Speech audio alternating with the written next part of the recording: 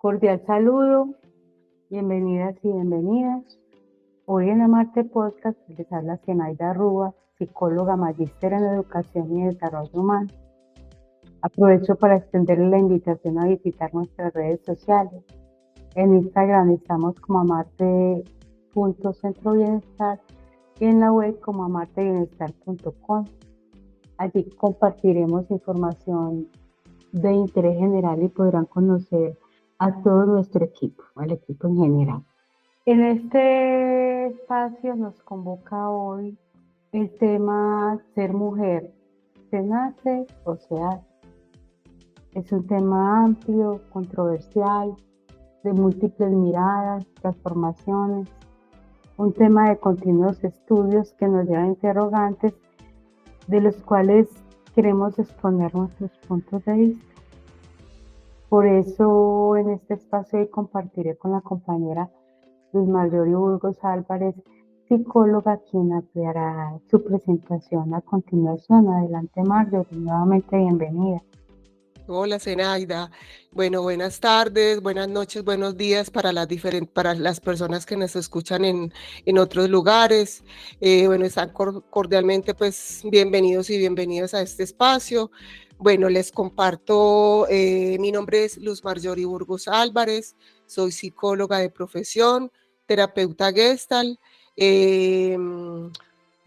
Hace un tiempo vengo acompañando población adulta y también a niños, adolescentes y jóvenes. Hago parte del equipo de profesionales de la Fundación Amarte, como lo acaba de decir la compañera Zenaida, y bueno, muy contenta y agradecida pues de esta invitación a este espacio. Muchas gracias, Zenaida. Bueno, Marjorie, nuevamente bienvenida y muchísimas gracias también a ti. Como les decía, este tema que nos convoca hoy ha sido bastante controversial. La mujer nace o se hace. Para conversar del tema, me parece importante como revisar, así sea someramente, algunas definiciones acerca de la mujer, que incluso en algunas podemos identificar que son definiciones que describen a la mujer en función de sus roles o sus capacidades. Encontré, por ejemplo, una definición acerca de la mujer como el ser humano de sexo femenino. Tiene diferencias biológicas respecto al varón, como una estatura media, menor, cintura más estrecha, cadera más ancha y pelvis más amplia. En otras las definiciones encuentro que la mujer es sinónimo de resiliencia, fortaleza y sobre todo confianza. Confianza en sus propias destrezas y capacidades. Adicionalmente encuentro que mujer implica que debe trabajar más para alcanzar las mismas metas que los hombres y ello es solo una prueba tangible de su gran potencial. Entonces hasta aquí miramos que esas definiciones de la mujer, y ahorita con Marjorie vamos a adentrar mucho en estas definiciones como las escuchamos con respecto a esa identificación de potenciales, de habilidades, a qué es fuerte, a qué es resiliente, o a qué tiene la pelvis más ancha, o sea, descripciones desde lo biológico y lo físico. Y si miramos, si nos detenemos a mirar una de las definiciones de la Biblia alrededor de la mujer, las describen como esposas, madres e hijas, vencedoras y víctimas. Mujeres que cambiaron el curso de los acontecimientos históricos y también mujeres que son importantes para afectar incluso sus propios destinos. Entonces, si bien en las anteriores también hay una definición de un rol o de un quehacer de la mujer, la Biblia adicionalmente le asigna esos otros roles, el de madre, esposa, hija, pero también la menciona como vencedora, pero también como víctima.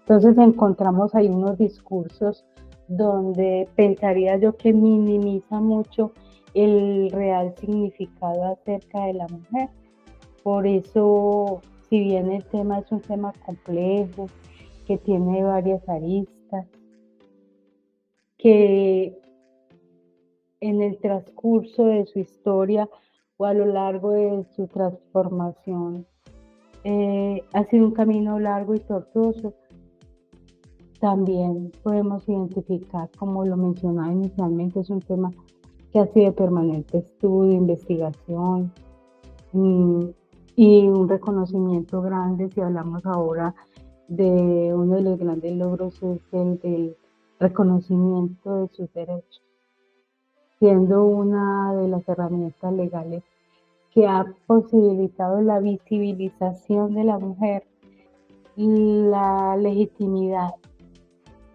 y la recuperación de su voz. Aquí sí me interesaría muchísimo escuchar a Marjorie con respecto a estas definiciones acerca de su opinión. Bueno, Zenaida, yo te quiero compartir que me queda, bueno, resonando, como haciendo ruido estas definiciones. Bueno, primero, bueno, acá tengo pues como algunos apuntes que tomé, incluso que me llamaron la atención. Uno de ellos, el primero es cuando esta definición que por cierto me llega a mí en lo personal me llega, me llega con una definición convencional de lo que es ser mujer. Entonces, cuando ahorita nos compartías el tema de esta conversación, de este podcast que decía la mujer nace o se hace, entonces me lleva a eso. Bueno, sí, pues se pueden hacer mujer. Sin embargo, estas definiciones me parecen que limitan incluso ese mismo poder de la mujer construirse como mujer y lo veo como algo muy establecido desde mi punto de vista. Y por ejemplo, hay algo que me llama sumamente la atención, es la definición de mujer, que es ser humano de sexo femenino. Y si bien sí, nacemos, lo digo porque también soy mujer, nacemos siendo mujeres, pero no siempre todas las mujeres se sienten bien siendo mujeres. Hay un concepto que se llama, que lo traigo pues como a este espacio, que se llama disforia de género, y tiene que ver con eso. O sea, es la sensación de no sentirse bien en ese cuerpo, en el cuerpo con el que nació. O sea, por ejemplo, hay hombres, hay mujeres, tanto las mujeres como los hombres pueden sentir este tipo de disforia, esta sensación de incomodidad y angustia. Incluso eso puede llegar a afectar su propia salud mental, donde no hay una entidad, no hay una identidad de género con el género que precisamente se nació. ¿A qué voy con esto? En las mujeres trans. Entonces, si decimos que la mujer se nace o se hace, bueno, en este momento hay muchas orientaciones que diría yo que serían necesario incluir, y que en este momento pues me doy como el permiso de incluir, porque ellas se hacen mujeres porque no se sienten, no sienten su género masculino, y me parece que está bien. No me parece que se deba excluir como siempre se ha venido excluyendo. Marjorie, tocaste, perdona, un aspecto muy importante que tiene que ver con la disforia o la no aceptación, como para hablarlo en términos más claros, esa no aceptación de la sexualidad con la que se nace, de lo masculino, lo femenino, y que entran otros géneros, también.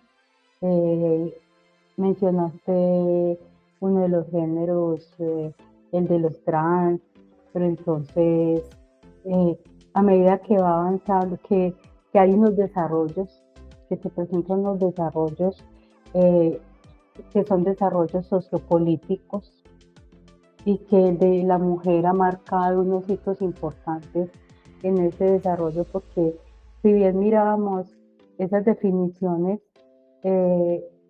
algunas o la gran mayoría enmarcan a esa mujer en unos prototipos además.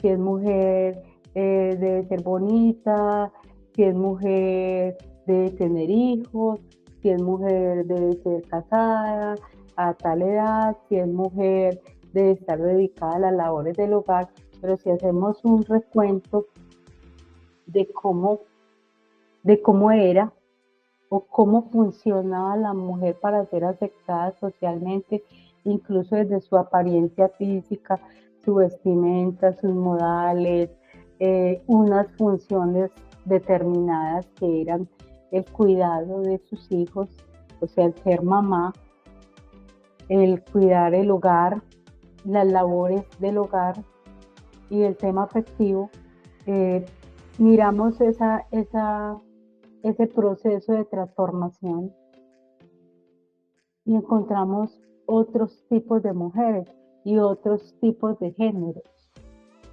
Cuando hablamos de hitos, hablamos de bueno y la mujer, y hablamos de mujer. Resulta de que estos logros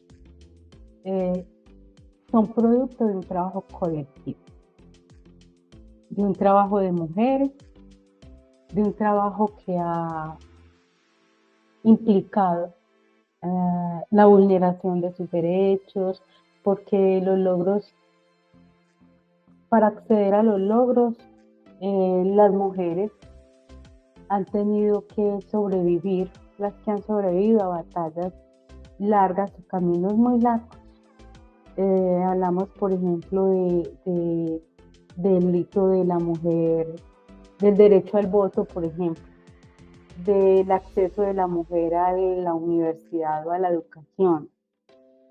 Se habla de uno de los hitos como el acceso al trabajo, a los anticonceptivos, que inicialmente era un tema tabú, oculto y censurado, y hoy en día, adicional a hablar de anticonceptivos, también escuchamos hablar de la interrupción voluntaria del embarazo, siendo un tema todavía muy álgido en este momento, pero que también hay unos resultados importantes frente a esas apuestas que han logrado, repito, las mujeres en colectivo, en grupo.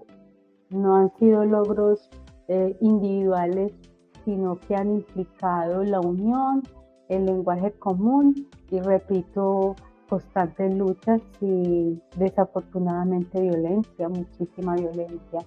Entonces, Marjorie, sí me parece importante también que mencionaste el tema de la salud mental. No sé qué opinarás, pero es un tema que lo veo muy reciente, incluso el mismo tema como tal de salud mental, pero orientado a las mujeres directamente, es muy reciente. Y lo visualizo como el descubrimiento del desconocimiento de lo que implica ser mujer en esta sociedad.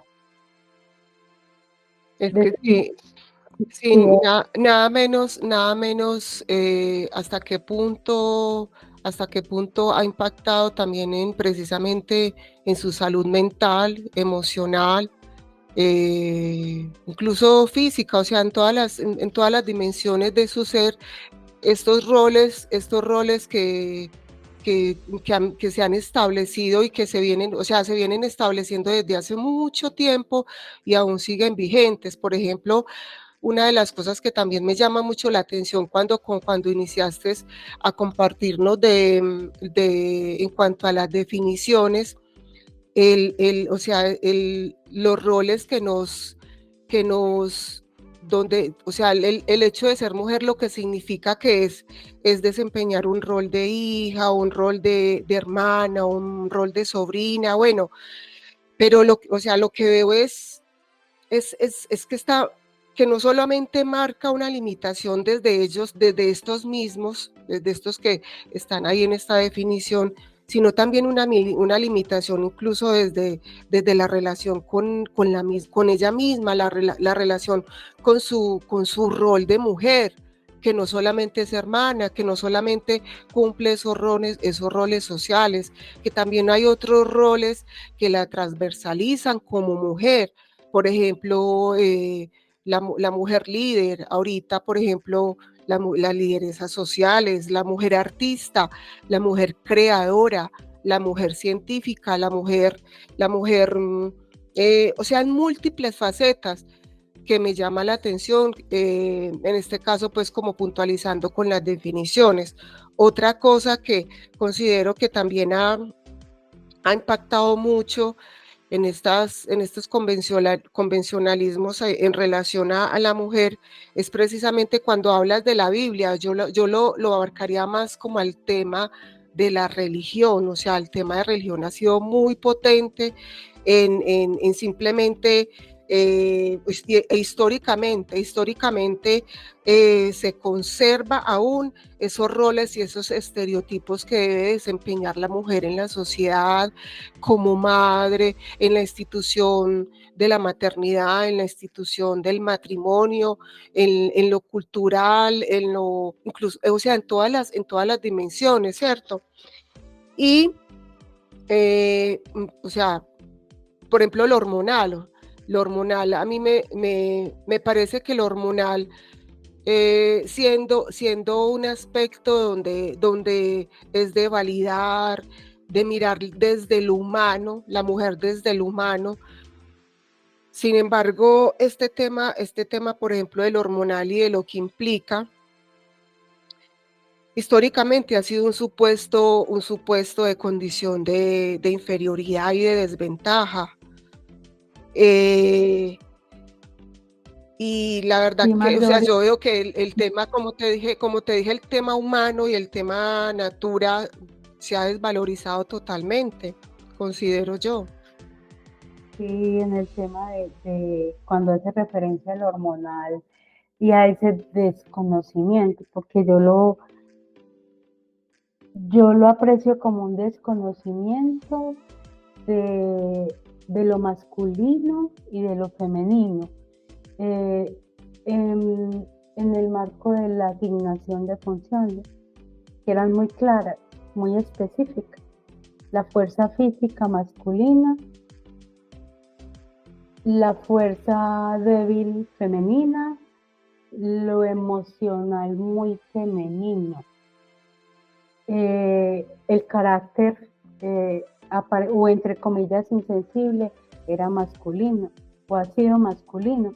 Entonces, observo un proceso de transformación social, donde la mujer tiene otras funciones, vos lo acabaste de nombrar y efectivamente así es, pero también tiene otra postura en el mundo, incluso la del hombre también. Que las inquietudes que más me asaltan a mí es la dificultad o las dificultades de los hombres para ese desaprendizaje y reaprendizaje en ese nuevo relacionamiento con esa nueva mujer. Y yo diría también que con ese nuevo hombre, el hombre ya entra a esas instituciones, como a la del matrimonio, a cumplir unos roles y unas funciones diferentes. Eh, es un asunto muy de construcción cultural. El hombre culturalmente fue educado para asumir la autoridad, era la voz, y la mujer para escuchar, para obedecer, para proteger, para cuidar. Eran roles marcados, muy específicos, y sí lo acabaste también de nombrar, el tema de la iglesia ha sido un tema de liderazgo frente a esas instituciones. No es, no es casual que el tema de la homosexualidad en la homosexualidad interviniera la iglesia para el tema de las terapias de conversión, para acompañamientos desde la misma iglesia a las familias o al niño o la niña que tenían unos comportamientos que no conversaban con lo estipulado por la cultura. Si el niño tenía comportamientos femeninos, entonces la iglesia intervenía para hacer un acompañamiento frente a un comportamiento que aparentemente era anormal, era patológico. Y que estos logros o estos desarrollos o esta visibilización de la mujer en esta sociedad y que, repito, ha sido producto y sigue siendo producto de muchas luchas, también tiene unas implicaciones de mucha exigencia, de mucho reaprendizaje y, repito, de mucho desaprendizaje, porque son nuevos los relacionamientos, es nueva la postura del hombre en la institución del matrimonio, son nuevas las exigencias también para la mujer y que pasamos o se pasa de ver a esa mujer así como sumisa, como la débil, ella no puede, ella debe estar en la casa, como el tema de la fragilidad y la permanente vulnerabilidad de lo femenino a una mujer, como lo escuchamos en la cotidianidad, la mujer empoderada o la mujer apropiada y en el pleno ejercicio de sus derechos. Yo no diría ni que alzando la voz, sino reclamando y retomando la voz que tenía apagada frente a lo que hay a su alrededor, a lo que mira, a lo que ve, a lo que escucha y sentando posición también. Sí, ahí cuando hablas acerca de los derechos adquiridos que pues estoy de acuerdo, ha sido a través de toda una lucha de la mujer, ha sido a través de todo, o sea, de mucho sufrimiento también. Entonces, cuando hablamos, por ejemplo, de uno de los derechos que es el derecho al trabajo, claro, eso supondría pues toda una oportunidad para la liberación de las mujeres. Sin embargo, no se ha disminuido esa carga en la realización de las labores domésticas del hogar, o sea, no se ha disminuido, porque aún muchas mujeres, sí, muchas mujeres tienen su empleo. A raíz de esas luchas se pudo generar unos derechos al trabajo y tiene su empleo, sin embargo, su jornada laboral no termina allí. Su jornada laboral termina cuando llega a su casa y cuando continúa otra vez en la realización de sus labores domésticas y de cuidado de sus hijos, incluso de su compañero de vida. Entonces, esto ha quedado lugar como todo esto, a que la mujer también se anule de muchas oportunidades en torno a ella. ¿En torno a qué? En torno a su propio crecimiento a nivel personal, al reconocimiento incluso de ella misma, de sus necesidades vivenciales, sus necesidades existenciales, al disfrute, al darse el permiso para disfrutar, eh, para el autodescubrimiento, para el autoconocimiento, conocer quién es ella, cuáles son sus gustos, qué le gusta, qué no le gusta, para desarrollar sus habilidades de una forma libre, entre otros muchos asuntos que podrían empoderar su mundo y que le permitan también resignificar incluso su propia historia, sus propias luchas. Entonces, bueno, ahí sí, es en relación, por ejemplo, ahí es donde resueno con esta cita que compartías de Simone de Beauvoir. Y claro, o sea, si fuera de todo determinismo biológico, pues como se sabe, la mujer es una construcción social, ¿cierto? Pero hasta qué punto esa construcción social ha sido a beneficio de otros. en detrimento quizás de muchas oportunidades para ella. Sí, y a costa de una sociedad de consumo que en aras de esa transformación y de lo que venimos repitiendo de los logros a través de la historia en el caso de la mujer, también eh, son logros en los que a qué se le apuesta, porque si bien se siguen repitiendo patrones, como lo mencionas, Marjorie, el de la mujer que multiplica sus funciones de rol profesional o laboral y continúa con el rol de cuidados de la casa. En esas transformaciones también hay unos aspectos complejísimos, importantes, como es el tema de la familia, de lo que era la familia. Cuando hablaban de familia o hablábamos de la familia nuclear y que era compuesta por X cantidad de hijos y un papá y una mamá, eso era una familia. El papá salía y trabajaba y el rol de esa mujer era dentro de su casa cuidando a esa familia. Entonces, la sociedad de consumo, el desarrollo, todas las exigencias y las condiciones del sistema no le permiten a la mujer tampoco quedarse en su casa brindando el acompañamiento a sus hijos y desarrollándose ella adicionalmente. Eso queda casi imposible para la gran mayoría de las colombianas, de las mujeres de este país y de muchos otros países. Entonces ahí es donde la maternidad es relegada a terceros, a cuidadores, sean familia, abuelos, tíos o personas que estén a cuidado de esos niños. Entonces ahí miramos también son otro tipo de generaciones, otra tipología. Y unas mujeres también que deciden si maternar o no maternar.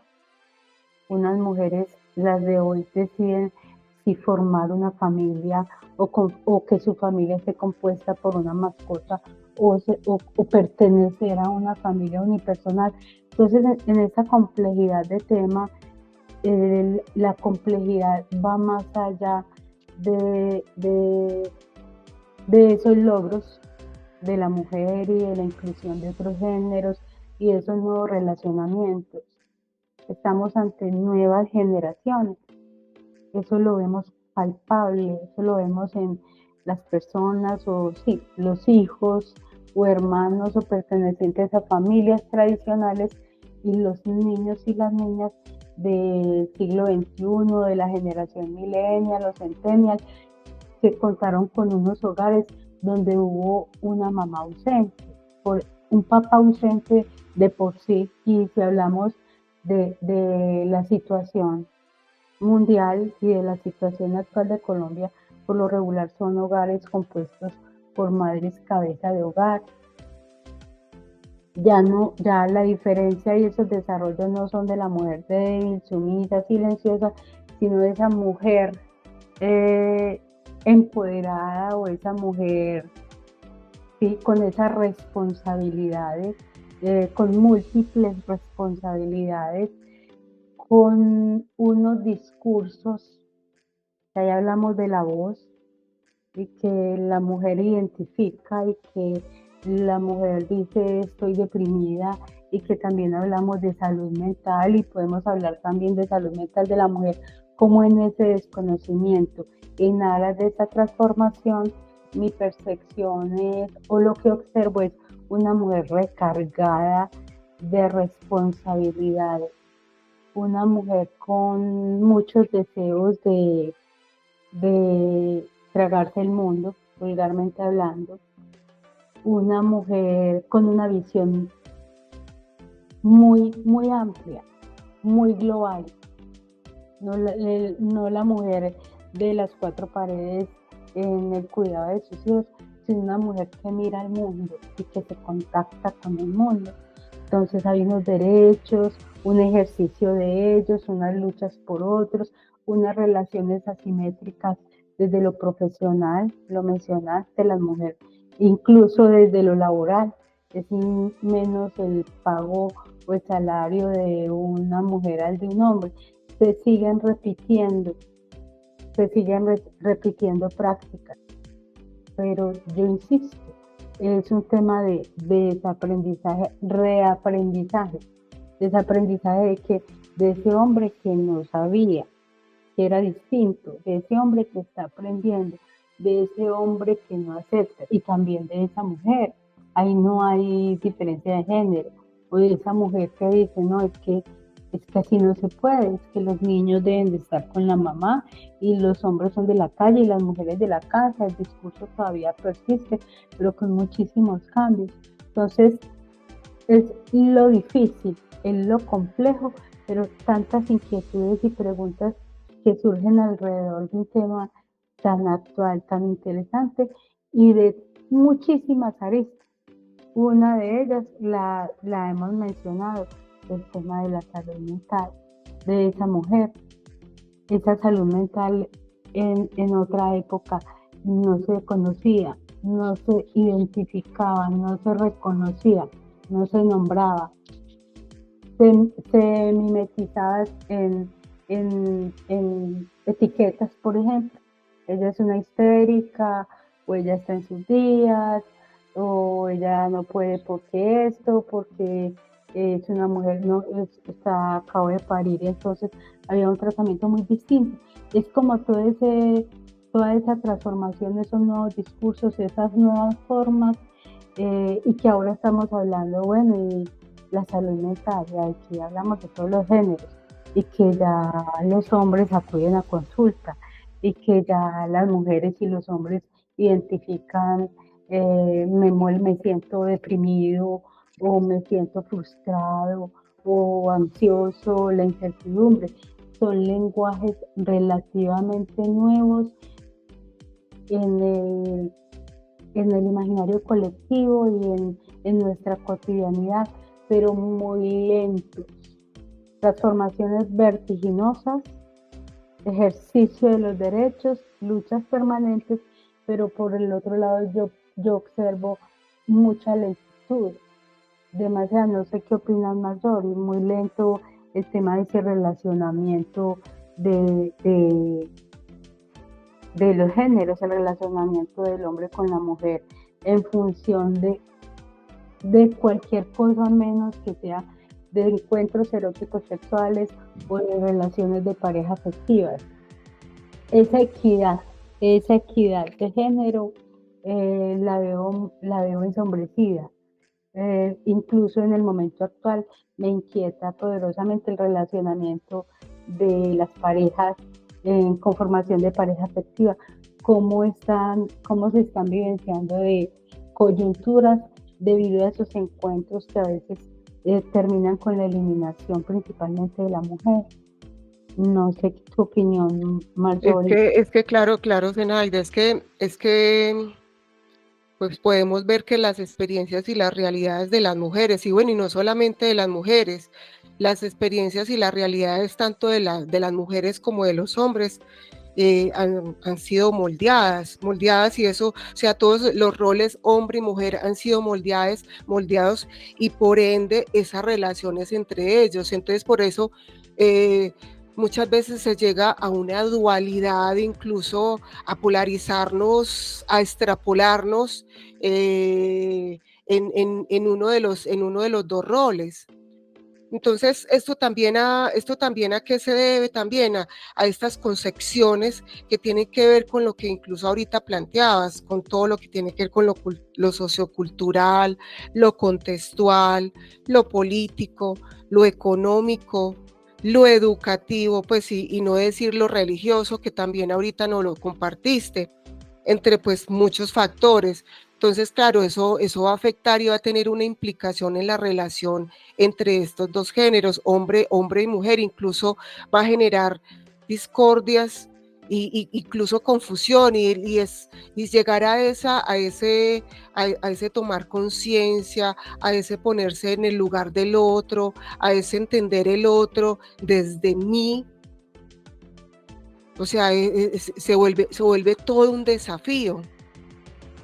Y ahorita cuando hablabas de de los cambios, o quizás llamémoslo así, puede que no se llame, puede que no se nombre así, pero llamémoslo como el cambio de chip.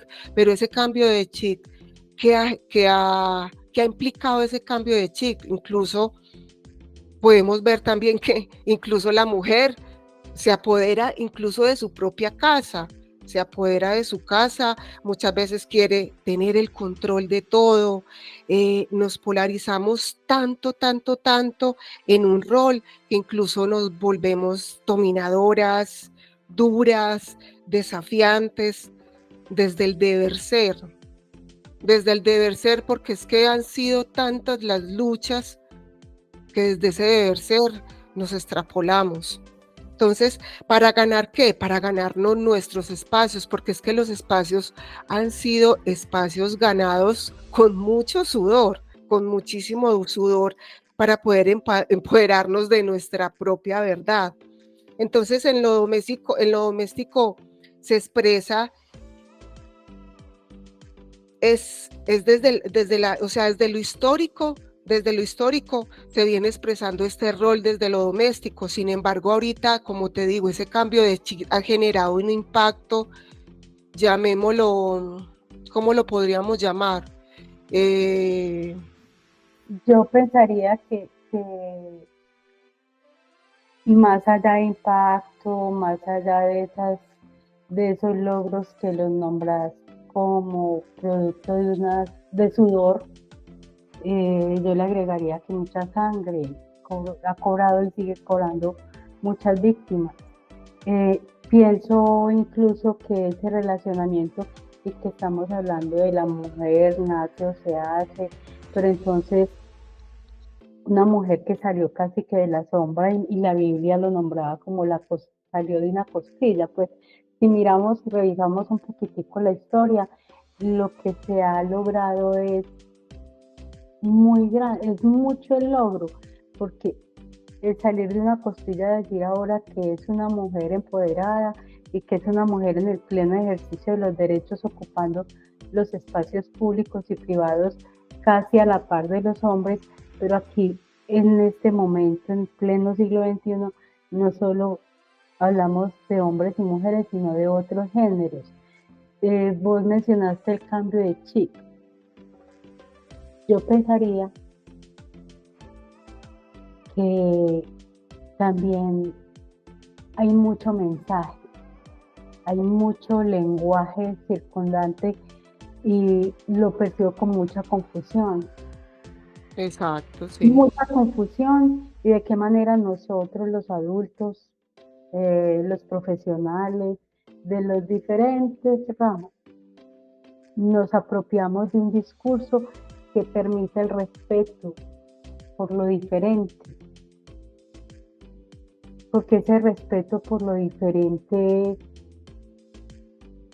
es vulnerado en cada segundo, cada minuto, porque si es hombre, porque está de vestido, y si es mujer, porque se pone pantalón de hombre o viceversa, o porque si es niño juega, por todo lo que hay de etiqueta, de estigma frente al desarrollo personal, al libre ejercicio también de una personalidad. En ese ejercicio, desde la primera infancia, el niño es un sujeto de derechos, entonces también son conceptos nuevos. Entonces, yo, más allá de pensar en un cambio de chip, que es válido, también pienso en procesos de educación, en procesos educativos, en procesos de apropiación de esos nuevos lenguajes, en procesos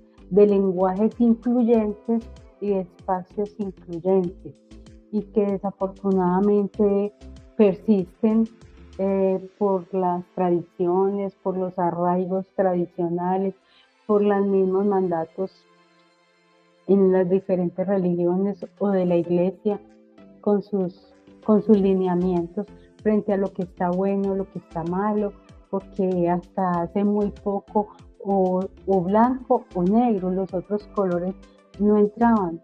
en ningún lado, o es niño o es niña. Hoy en día estamos hablando de sujetos de derechos y que si bien el tema hoy, el que nos convoca es la mujer, obligatoriamente entran los otros géneros y que nos concentramos en la mujer porque está siendo protagonista ella, no solo de las luchas, sino también de su eliminación como respuesta a esa voz, a ese decidir ser diferente, a decidir no matricularse bajo ningún estándar. Entonces veo un momento coyuntural frente a ese engranaje, como a ese acople, porque permanentemente estamos siendo espectadores y espectadoras de cambios en todos los ámbitos. Entonces veo con preocupación, o me pregunto más bien en qué momento nos acentuaremos y nos miraremos con el respeto que cada uno y cada una se merece, cada persona se merece. En qué momento de la historia naturalizamos el libre desarrollo de la personalidad. En qué momento de la historia nos abrimos a los desaprendizajes, retomamos los nuevos y podríamos, pensaría yo en mis sueños, tener lenguajes o tener diálogos en el respeto de lo que es cada persona. Y pienso que lo educativo juega un papel muy importante. Lo educativo no solo mirado desde las aulas escolares, sino lo educativo desde lo individual, desde esa responsabilidad individual que implique la búsqueda de esa nueva información, ese aprendizaje individual o colectivo desde los espacios educativos, ese aprendizaje desde las mismas vivencias, porque cuando hay esa dificultad para ese cambio, para esa aceptación, también hay que reconocer que hay una individualidad que viene con una historia, y que yo lo nombro muy a menudo, es ese morral que cargamos con nuestras vivencias, con nuestra historia de nuestros abuelos, de nuestros ancestros, nuestra historia cultural. Ese cambio es complejo y es de largo aliento. Entonces, no sé si me copias mis inquietudes frente a todos esos movimientos, frente a todo lo que estamos viviendo y que desafortunadamente estamos hablando de la mujer y que yo veo, no sé cómo irá a sonar, como si estuviéramos en vía de extinción, porque es esa no aceptación por parte del género masculino de esa transformación, de esa nueva mujer, de ese nuevo lenguaje, o de esos nuevos lenguajes mayores. Bueno, ahí tocaste un punto que también lo tengo en consideración y es el tema psicoeducativo. Yo creo que es un componente principal, o sea, es un componente fundamental en cuanto a como sensibilizador, un componente totalmente sensibilizador y concientizador. ¿De qué? Donde tanto los hombres como las mujeres se reconozcan a sí mismos, como lo compartiste ahora, como sujetos de derechos, donde se pueda deconstruir una cantidad de creencias, una cantidad de estereotipos establecidos social, culturalmente, bueno, como ya lo hemos venido mencionando, y se pueda generar esa transformación, pero no solamente, o sea, y hay un punto que me parece fundamental en cuanto al tema de psicoeducativo, es desde nuestros entornos más cercanos, desde nuestra familia, desde la crianza consciente que ahorita se está promoviendo tanto, desde esa mamá, desde ese papá que también se reconocen a sí mismos. Desde esa toma de conciencia se hace totalmente necesario desmitificar los roles de ambos, donde ya paremos ya esta mirada dual de, bueno, yo soy hombre, yo soy mujer y tú eres hombre, yo soy racional, yo soy fuerte, pero tú también eres fuerte, tú también puedes tener las mismas cualidades que tengo yo. Entonces ha sido un factor ha sido un factor muy limitante. O sea, creo que ha sido un factor limitante para darle estos mitos que hay en torno a los roles de tanto del hombre como de la mujer. Ha sido limitante para darle un giro a una concepción de lo femenino y lo masculino, no es de solamente lo femenino y lo masculino, es que en lo femenino también puede habitar lo masculino y en lo masculino también puede habitar eso femenino, pero también ahí se mezclan también una cantidad de cosas que tienen que ver con lo moral, con lo heteronormativo, con lo establecido. Lo político juega un papel fundamental porque cuando hablamos de lo psicoeducativo, cuando hablamos del reaprendizaje, desaprendizaje de antiguas prácticas y la implementación de las nuevas, pensaría yo que desde lo pequeño, empezar desde la base o trabajarlo desde la base sería un proceso muy lento y se muestra como un proceso lento, pero cuando es la misma iglesia, cuando es el poder político y económico de una sociedad las que están hablando esos lenguajes, aterriza a las bases, las familias, los entes educativos y los diferentes grupos de una sociedad para generar esos cambios. Cuando es desde la familia, desde el colegio, desde los pequeños grupos, genera más coyuntura. Y ahí es donde los que tienen el poder, los que determinan si es blanco, negro, rosado, cercenan o limitan que ese desarrollo pueda fluir y que se llegue a una armonía, a una convivencia, a una sana convivencia en un trato respetuoso por el blanco, el negro, el morado, el hombre, la mujer, el trans, la lesbiana, de los géneros, la apertura. Eso es violento, eso ha sido violento, eso es indiscutible, eso es innegable y es muy natural. El cambio siempre ha generado coyuntura hasta para cambio de cosas muy elementales. Ahora estos cambios que tocan las fibras más subjetivas y más sensibles de los individuos y de decirle, por ejemplo, a una familia tradicional, tu niño no está enfermo, no hay que hacerle una terapia de conversión, su hijo no necesita un tratamiento porque no acepta su estructura física o su masculinidad. Entonces, naturalizar esos lenguajes es un tema o son unos temas de muy larguísimo aliento.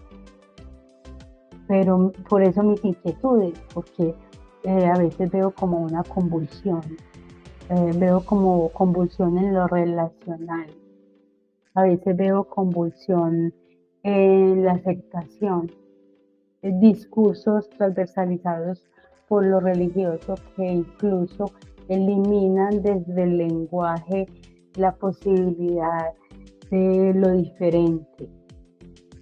Discursos desde lo político que eliminan o excluyen a eso diferente, porque no está enmarcado dentro de los lineamientos establecidos y normativos. Entonces sí, yo sigo insistiendo este tema cuando iniciamos, que mencioné acerca de las aristas, es mucho desde las inquietudes y mucho desde el sueño, desde los sueños de que llegará el momento en que nos aceptemos, en que llegará el momento de la naturalización de lo que es natural, y llegará el momento de la inclusión, porque desafortunadamente también dentro de esos lenguajes, en las vivencias, la exclusión se presenta de diferentes maneras. Entonces, lo psicopedagógico, la relevancia que se le dé a los temas que lo son, como el tema de la salud mental en general, pero que si hablamos de la salud mental de la mujer, estamos hablando de unos asuntos o de unas experiencias o de unas historias cargadas de sometimiento, de desconocimiento, silencios, y que esa mujer ahora tenga voz, y que esa mujer ahora se mueva, y que esa mujer ahora participe, genera fisuras, pero también, bueno, ¿qué pasa ahí con esa salud mental en general en medio de estos cambios? Yo te escucho y se me viene es que, o sea, ha sido toda una reproducción, ha sido toda una reproducción que ha generado toda la cultura patriarcal. Esto, o sea, ha sido reproducido por la cultura patriarcal.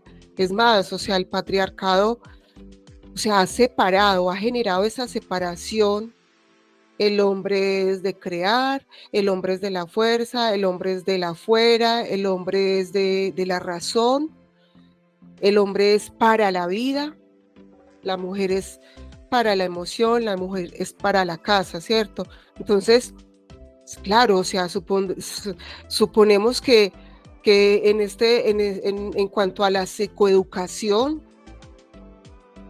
o sea, implicaría toda una responsabilidad social frente a esto, ¿cierto? Sin embargo, también, sí, y no es fácil. Sin embargo, también es una responsabilidad, creo que ahí también que puede resultar utópico, una responsabilidad también personal, una responsabilidad también individual.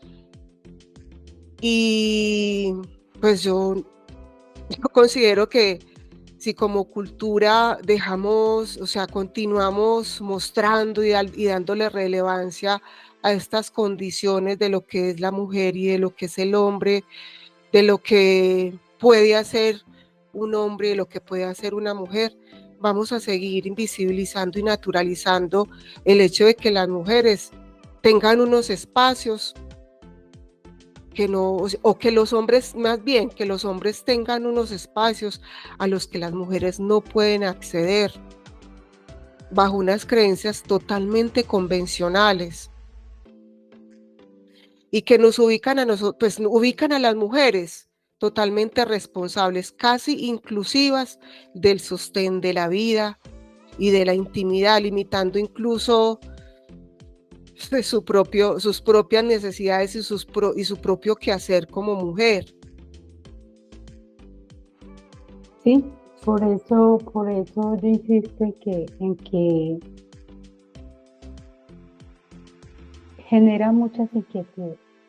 Es muy interesante además, muy interesante, diría que apasionante,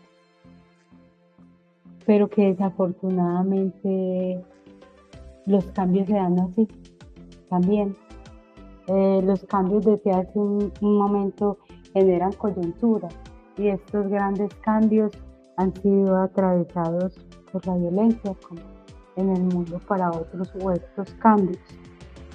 Aquí vuelvo y retomo el tema masculino. Este tema trasciende de lo masculino y de lo femenino. Este tema es muy de género. Este tema es muy de inclusión.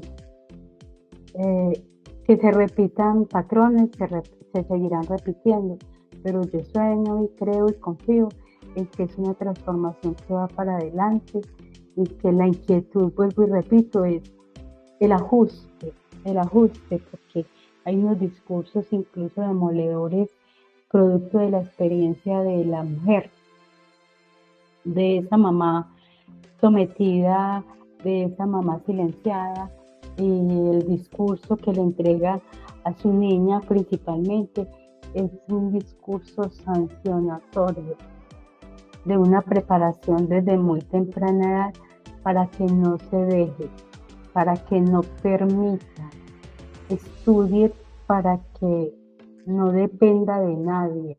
Entonces, yo interpreto ese discurso como un discurso de exclusión y violento, porque no es un discurso de la reparación ni de la conciliación, ni veo a la mujer, no he estado en el espacio además donde se reflexione frente al costo para lo masculino, para el hombre, hacer ese cambio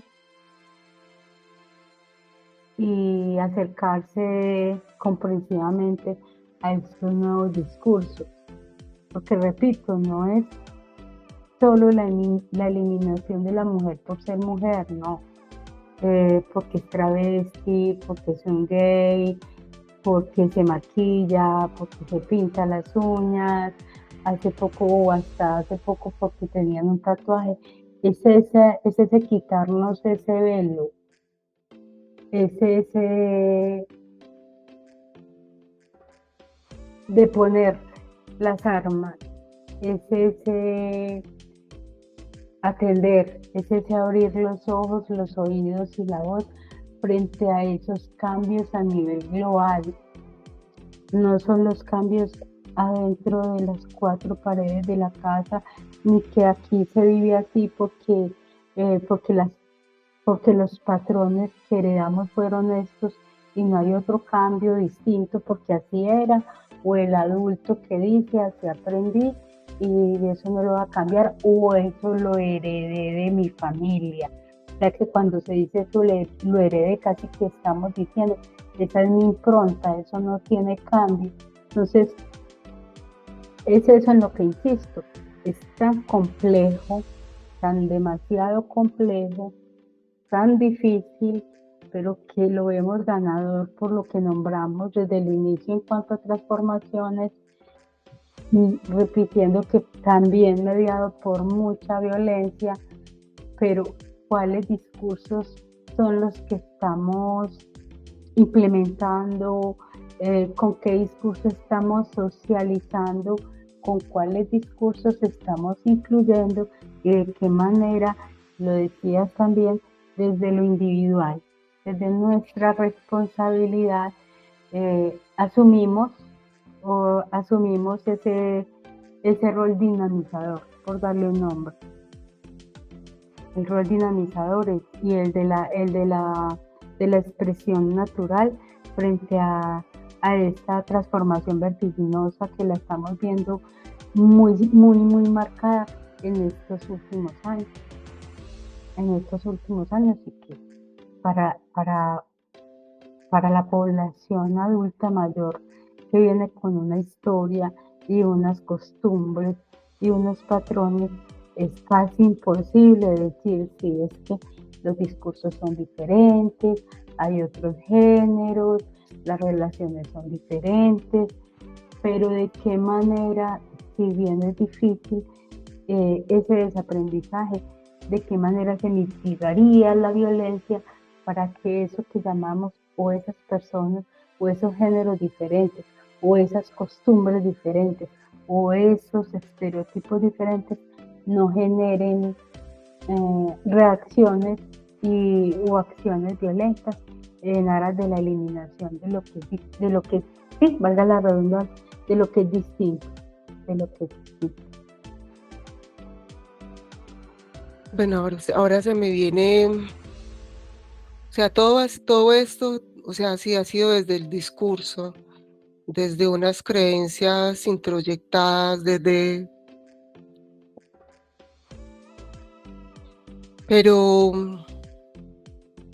pero ha sido muy experiencial. ha sido pasado por el cuerpo, ha sido experimentado, como decís, como lo has venido diciendo, con luchas, incluso hasta con sangre. Y lo que creo es que esa deconstrucción, esa resignificación, desde la misma experiencia también, o sea, yo creo que no tanto desde el discurso, desde seguir repitiendo lo que se debe hacer, lo que tiene que hacer, es desde la propia experiencia, desde la misma experiencia, mmm, poder resignificar esas creencias, esos mandatos, llamémoslos, ¿cierto? Y ahí va muy de la mano lo psicoeducativo, pero no es desde el discurso, desde que mira, es que ya ahorita la concepción de la mujer, o sea, debe haber un cambio en la concepción de la mujer. Es como por decir algo, el hombre pueda desde su experiencia ponerse en el lugar de su esposa, ponerse en el lugar de su hija, poder también deconstruir a partir de su propia experiencia, desde lo corporal, desde las experiencias sensoriales, desde darse cuenta también él de su propia existencia, de qué le gusta, de qué no le gusta, qué necesita. Yo creo que es todo un proceso vivencial, no solamente de seguir repitiendo lo que se ha venido repitiendo, debe, se necesita, sino que parta desde ese ser, parta desde el mismo rol de la mujer y desde el mismo rol de hombre, desde el mismo rol del hombre, ese permitirse y ese darse cuenta. Y esa necesidad de transformar, no solamente de transformar su concepción, sino su vida de una forma desde una totalidad. Y lo nombraste de esa resignificación, Marjorie, porque cuando yo hablo del sueño, pues sí es una utopía, los cambios son latentes en las nuevas generaciones, en la espontaneidad de la expresión, por ejemplo, para manifestar un dolor emocional. La lágrima, por ejemplo, en un hombre ya no se oculta. El abrazo afectuoso a su amigo. Ha habido y hay cambios significativos, muy significativos. Sí. Pienso yo que son esas generaciones las que se atraviesan por lo sensorial, las que llegan a la consulta, los que llegan al holístico, los que buscan como en su propia subjetividad, en su propio sentir, buscan esas respuestas en la identificación de su sensibilidad, sin distorsionar el concepto con lo de la pérdida. En el caso de los hombres, un hombre era imposible que se reconociera como sensible, que se confundía en su rol de hombre. Incluso evidenciar su ser débil, su vulnerabilidad, o sea, eso no era permitido. Eso no era permitido y por eso soy insistente, es muy difícil, es un proceso de mucho tiempo. Si era hombre, no lloraba, era fuerte, proveedor, porque ahora las obligaciones son compartidas, por ejemplo, porque ahora consultar, porque ahora convenir, porque ahora llegar a acuerdos. Esos son los nuevos relacionamientos.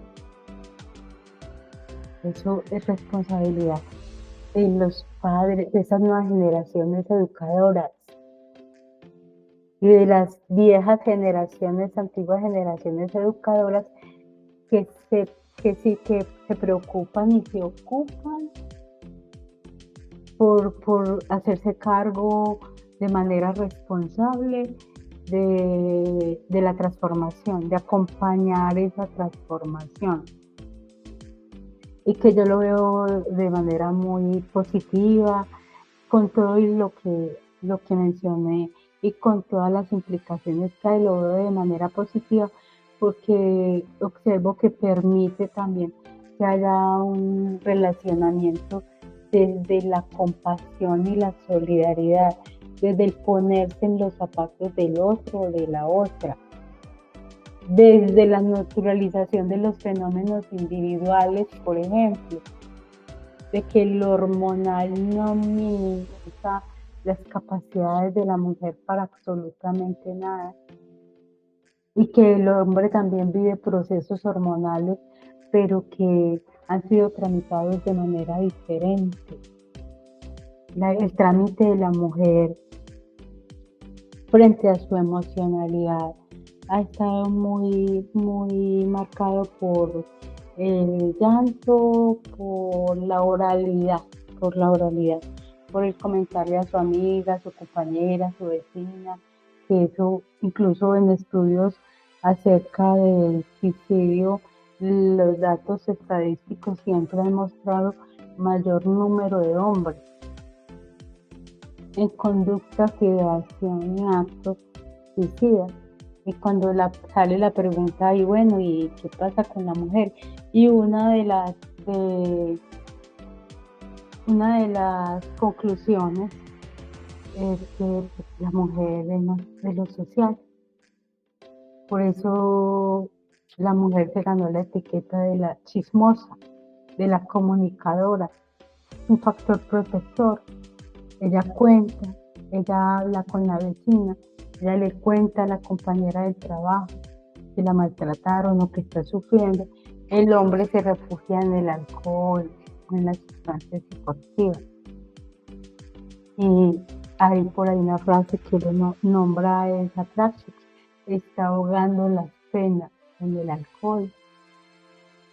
Entonces se convierte en un sujeto, en un ser más vulnerable frente a estos problemas de salud mental, en el caso específico del suicidio.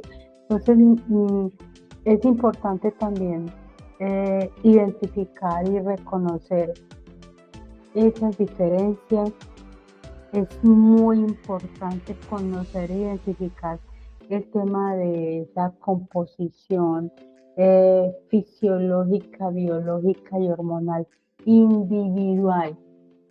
Esto permite también acercarnos en el relacionamiento de manera más comprensiva, sin etiquetar, sin señalar y sin maltratar.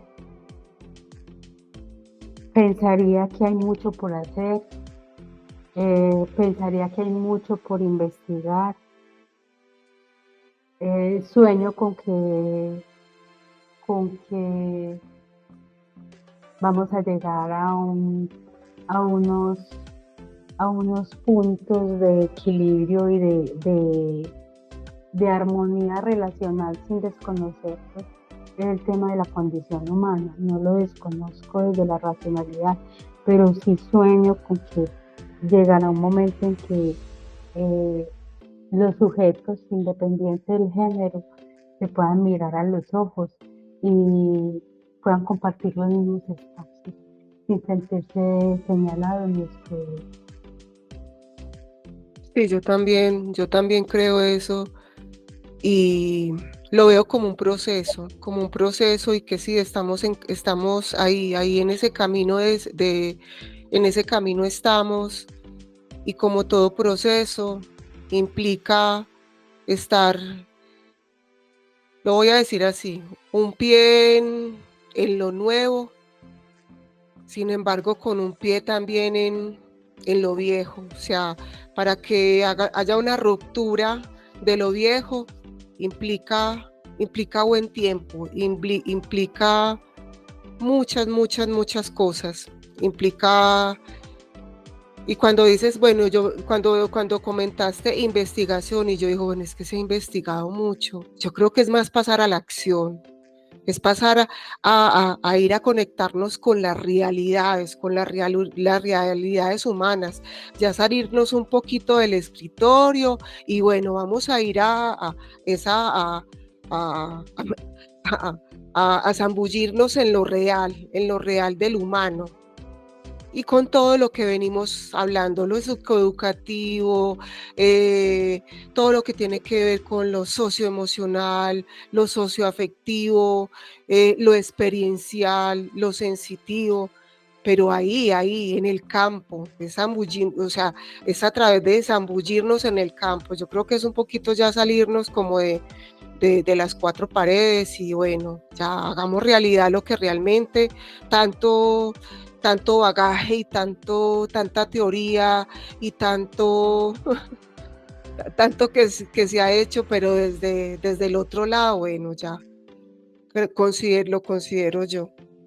Pues sí, Marjorie, a ver, hay ahí varios puntos. Uno, en el tema de un pie en la historia me parece muy bien, incluso hasta los dos, y inventarnos el tercero para estar acá. Pienso que la historia siempre hay que tenerla presente. Totalmente. De borrar porque afortunadamente estuvo esa historia y es el insumo, son las herramientas y es la manera como podemos decir que no era así. Si no hubiera historia, no hubiéramos tenido dónde partir, ni qué investigar, ni cuáles discursos o cuáles prácticas no repetir. Entonces pienso que en el tema de la historia es muy importante, es vital. En cuanto a la investigación, sí difiero en algo porque pienso que la investigación debe ser permanente, porque No, sí, claro, no, sí, así claro. como, sí, yo te entiendo el tema de las transformaciones, pero siempre hay unas nuevas generaciones con unas demandas diferentes y con unos desarrollos mundiales diferentes que implican otros nuevos relacionamientos.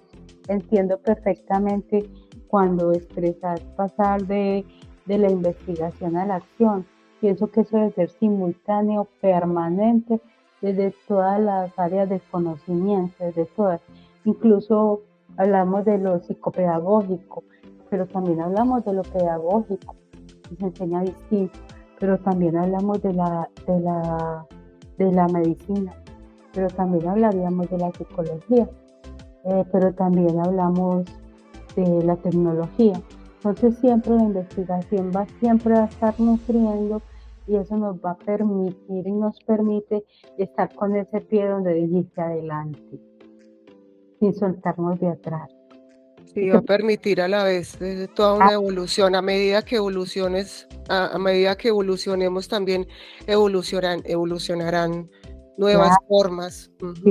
y estar muy atentos, muy al día, claro, en la investigación y en el hacer y en el acompañar, y muy rico, es bonito también, incluso reflexionar frente a qué parte de la historia nos tocó o me tocó a mí, por ejemplo, me tocó la historia donde la tecnología no hacía parte del diario vivir, entonces era una vida muy diferente, algunos la llaman muy simple, algunos la llaman muy amena, muy bonita, muy del compartir.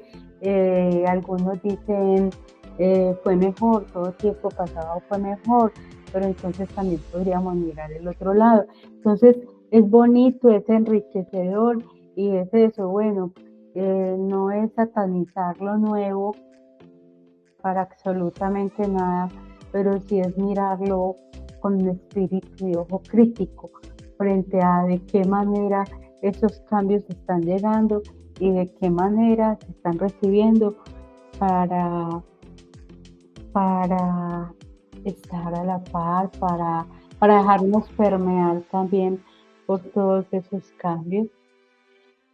Bueno, Marjorie, yo pienso que este espacio está llegando a su fin.